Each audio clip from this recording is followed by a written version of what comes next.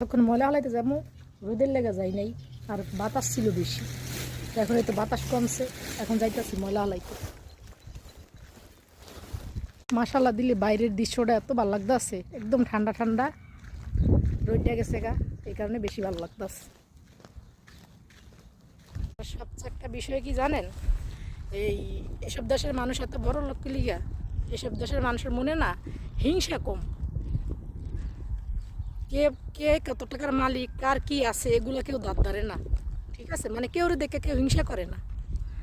আর আমগো বাংলাদেশের মানুষ যদি একটু ভালো চলে বা একটু ভালো খায়, তাইলে হেরে কেমনে নিচে নামাইবো খালি এই দান্দায় থাকে।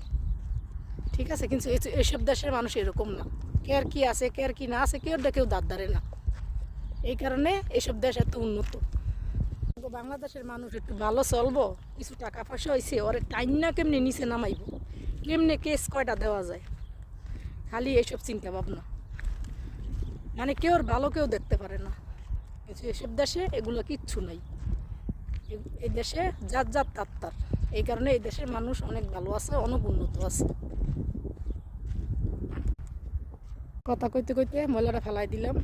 তো এই আর কি অবস্থা আমাকে বাংলাদেশের মানুষের। ঠিক আছে, অন্যান্য দেশের দেখেন মানুষের দেখেন কত উন্নত, মাশাআল্লাহ দিলি সব আছে, কোনো কিছুর অভাব নাই। মনে হয় না কে গরিব কে বড় লোক। মাশাআল্লাহ দিলি দেখেন ছোট গাছটা গতবার লাগাইছে যে ফল,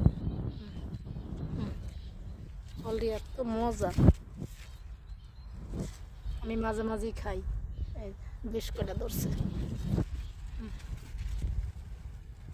দুই আলুইতে আছে, এদিনকে না দিয়ে একটা মোহ দিছিলাম বালি। বিসমিল্লাহ।